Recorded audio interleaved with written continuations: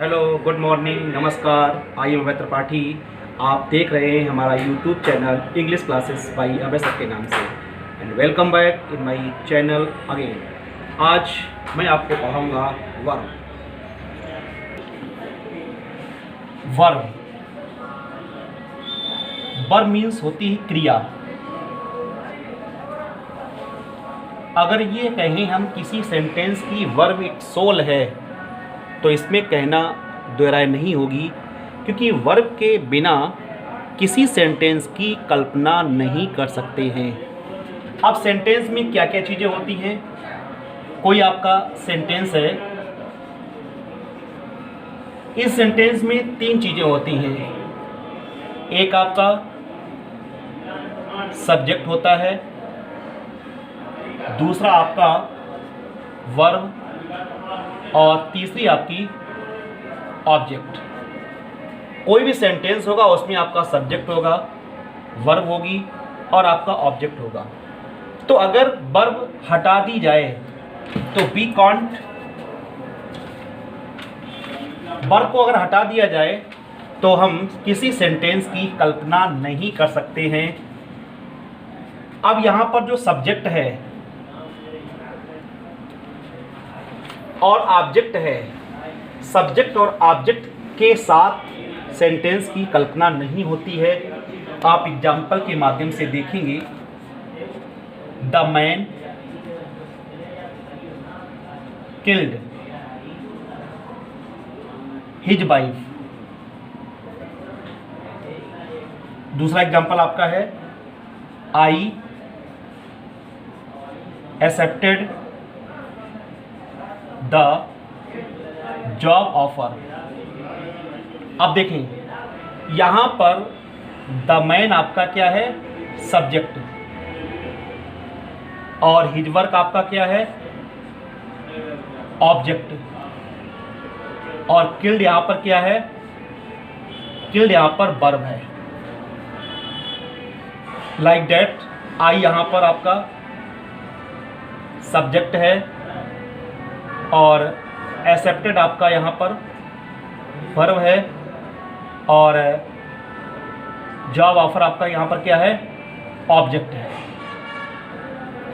अगर हम वर्ब को यहाँ से हटा दें, मान लीजिए यहाँ पर हमने किल हटा दिया, यहाँ पर हमने एक्सेप्टेड हटा दिया, तो क्या हम सेंटेंस की कल्पना कर सकते हैं। अब किल्ड और एक्सेप्टेड को हटाने के बाद आपका सेंटेंस हो जाएगा द मैन हिज वाइफ और दूसरा आपका है आई द जॉब ऑफर। माने किसी प्रकार का कोई सेंटेंस का अर्थ नहीं निकलता है। तो सीधा सीधा है, वर्ब बहुत ही नेसेसरी है किसी भी सेंटेंस को पूर्ण करने के लिए। कोई भी वर्ब लगा सकते हैं। मान लीजिए यहाँ पर हो जाएगा आपका the verb saved his wife, तो यहाँ पर सेव्ड क्या है, यहाँ पर वर्ब हो गई। आई रिजेक्टेड द जॉब ऑफर, तो यहाँ पर रिजेक्टेड क्या हो गया आपका, यहाँ पर वर्ब हो गया। अगर हम वर्ब लगाते हैं तभी किसी सेंटेंस की कल्पना कर सकते हैं। अब वर्ब की परिभाषा क्या है देखें आप।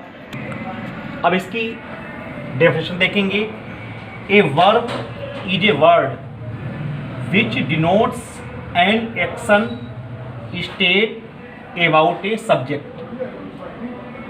हम कह सकते हैं कि जो वर्ब है इज ए वर्ड विच से समथिंग अबाउट ए सब्जेक्ट, जो सब्जेक्ट के बारे में कुछ बताता है, उसके एक्शन के बारे में, उसकी स्थिति के बारे में हमें अवगत कराता है, ये हमारा वर्ब कहलाता है। अब देखें, आप कह सकते हैं कि वर्ब एक्शन वर्ब है। वर्ब आपकी क्या है, वर्ब एक्शन वर्ब है। वर्ब नाउन और प्रोनाउन की अवस्था बताता है। एग्जाम्पल देखेंगे आप। सी डांसेस वेरी वेल।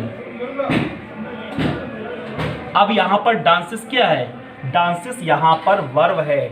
और दूसरा आपका है we swim when it is hot outside.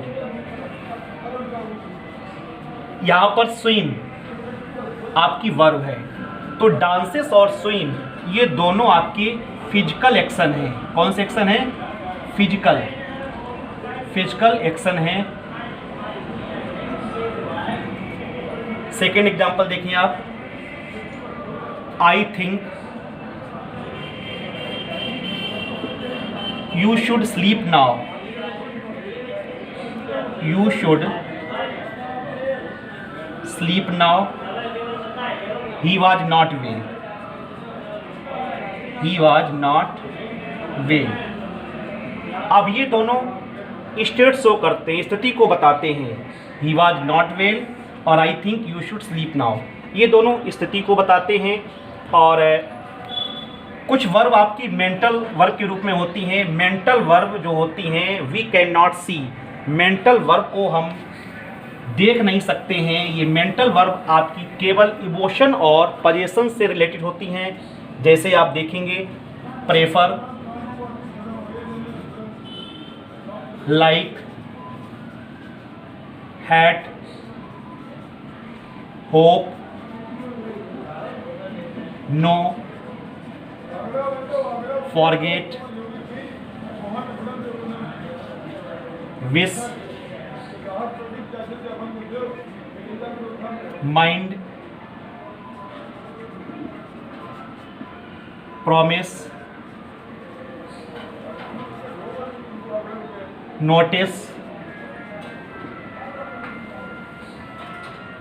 Test, smell, ये सारी की सारी आपकी मेंटल वर्ब है। वी कांट सी और ये इमोशन और पोजीशन से रिलेटेड होती हैं। अब आपकी जो वर्ब हैं इसमें पार्ट कितने होते हैं? कोई भी आपकी वर्ब है इसमें आपके दो पार्ट होते हैं। एक आपका हेल्पिंग वर्ब और दूसरी आपकी मेन वर्ब। जो हेल्पिंग वर्ब आपकी है ये describe about subject. Helping verb subject के बारे में बताती है, सब्जेक्ट की स्थिति को बताती है। स्टेट ऑफ सब्जेक्ट इसकी स्थिति को शो करती है। और सेकेंड आपकी जो मेन वर्ब है ये आपकी एक्शन सब्जेक्ट है, ये आपकी एक्शन सब्जेक्ट है। अब आप एग्जाम्पल देख सकते हैं, राम इज प्लेइंग। अब यहाँ पर इसमें राम इज प्लेइंग ये डिस्क्राइब अबाउट सब्जेक्ट, सब्जेक्ट के बारे में बताता है। सब्जेक्ट क्या कर रहा है? सब्जेक्ट यहाँ पर राम है, राम खेल रहा है। तो यहाँ पर ये जो आपकी हेल्पिंग वर्ब है ये डिस्क्राइब अबाउट सब्जेक्ट। अब ये प्रेजेंट के बारे में बता सकती है, आपको पास्ट के बारे में बता सकते हैं, फ्यूचर के बारे में बता सकते हैं।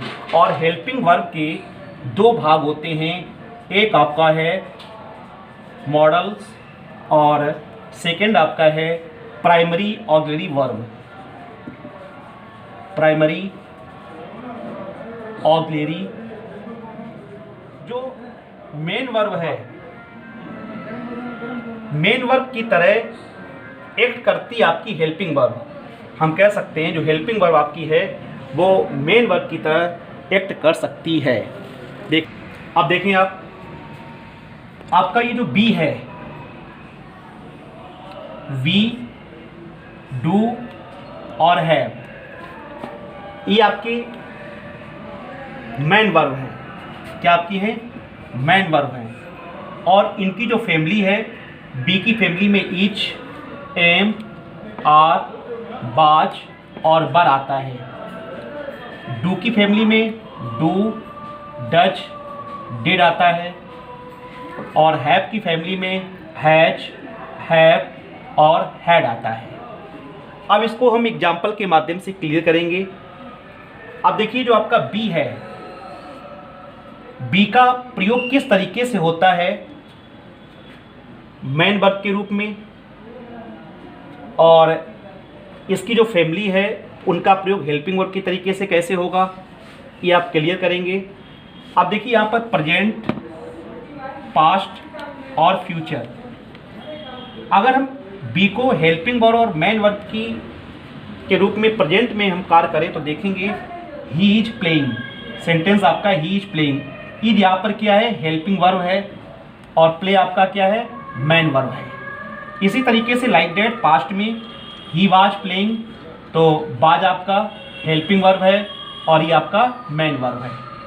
और यही चीज़ अगर फ्यूचर में आ जाएगी तो ही विल बी प्लेइंग। अब देखिए हम डबल हेल्पिंग वर्ब का प्रयोग नहीं करते हैं, तो यहाँ पर ही विल बी प्लेइंग, तो विल बी प्लेइंग ये तो हो नहीं सकता था कि ही विल इज प्लेइंग, गलत हो जाता। तो यहाँ पर जब हमें मेन वर्ब की जरूरत पड़ती है तो उसी फैमिली की मेन वर्ब लाते हैं। तो इज, एम, आर, बाज वर्ब की फैमिली का मेन वर्ब कौन है, बी। तो यहाँ पर हम विल के साथ बी लगा देंगे फ्यूचर में, ही विल बी प्लेइंग। तो ही आप सब्जेक्ट आपका हो गया, विल आपकी हेल्पिंग वर्ब हो गई और बी आपकी मेन वर्ब हो गई। इसी तरीके से डू का यूज देखें आप प्रेजेंट में, I do not play, she does not play. यहाँ पर डू आपकी हेल्पिंग वर्ब है, प्ले आपकी मेन वर्ब है। इसी तरीके से सी डिड नॉट प्ले, ये प्रेजेंट का हो गया, ये पास्ट का आपका हो गया। अब फ्यूचर में आई विल डू इट, तो यहाँ पर आई आपका सब्जेक्ट है, विल आपकी हेल्पिंग वर्ब है। अब विल के साथ दूसरी हेल्पिंग वर्ब का प्रयोग हम नहीं कर सकते हैं, इसलिए इसकी जो फैमिली है, इसकी फैमिली डू जो मेन वर्ब है, इसका हमने प्रयोग कर दिया आई विल डू इट। तो यहाँ पर आई सब्जेक्ट हो गया, विल आपका हेल्पिंग वर्ब हो गया और डू आपका मेन वर्ब हो गया। और आगे देखें, अब देखें आप have, I have reached, she has reached और दे हैड रीच्ड। ये आपका प्रेजेंट और पास्ट का हो गया। फ्यूचर में they will have reached here. अब यहाँ पर दे क्या है, यहाँ पर सब्जेक्ट आपका हो गया, विल आपकी हेल्पिंग वर्ब हो गई।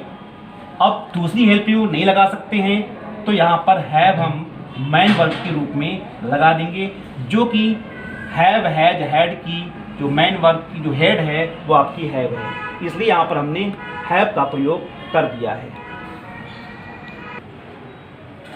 वर्ब के काइंड्स के बारे में हम आपको नेक्स्ट वीडियो में डिटेल से बताएंगे।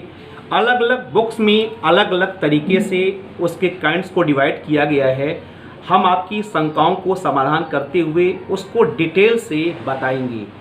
वर्ब स्टार्टिंग में आपको समझ में आया होगा, और अगर आपकी कोई समस्या है तो प्लीज़ आप हमारे कमेंट बॉक्स में ज़रूर लिखें, मैं आपकी समस्या का समाधान करने का प्रयास करूंगा। और अगर आप हमारे चैनल को पहली बार देख रहे हैं तो प्लीज़ आप हमारे चैनल को सब्सक्राइब करेंगे, लाइक करेंगे और शेयर करेंगे। Thanks, bye bye.